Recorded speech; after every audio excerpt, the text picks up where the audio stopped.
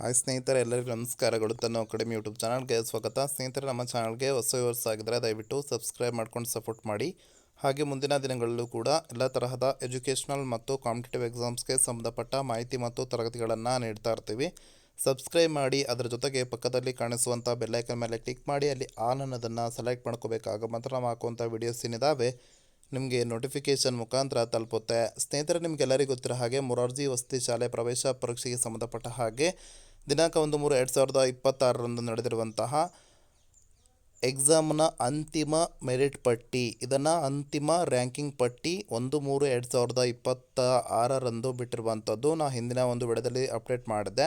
So ಅದರಲ್ಲಿ ಏನಿದೆ, ಈ ಅರ್ಹತಾ ಪಟ್ಟಿಯಲ್ಲಿ ಏನಿದೆ ಅನ್ನೋದನ್ನು ತಿಳಿಸ್ಕೊಡ್ತೀನಿ ನೋಡಿ.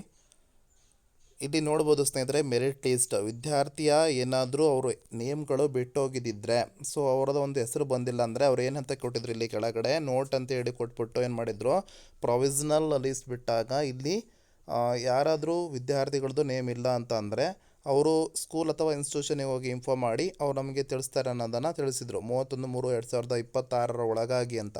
ಅದಾದ ಬಳಿಕ ಏನು ಮಾಡಿದರು, ಫೈನಲ್ ಮೆರಿಟ್ ಲೀಸ್ಟನ್ನು ಬಿಡುಗಡೆ ಮಾಡಿದ್ದಾರೆ. ಇದೇ ಫೈನಲ್ ಮೆರಿಟ್ ಲೀಸ್ಟ್ ಆಗಿರುತ್ತೆ.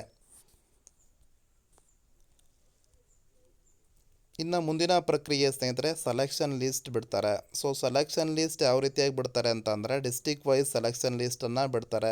ಓಕೆನಾ, ಡಿಸ್ಟಿಕ್ ವೈಸ್ ಸೆಲೆಕ್ಷನ್ ಲಿಸ್ಟ್ ಇರುತ್ತೆ.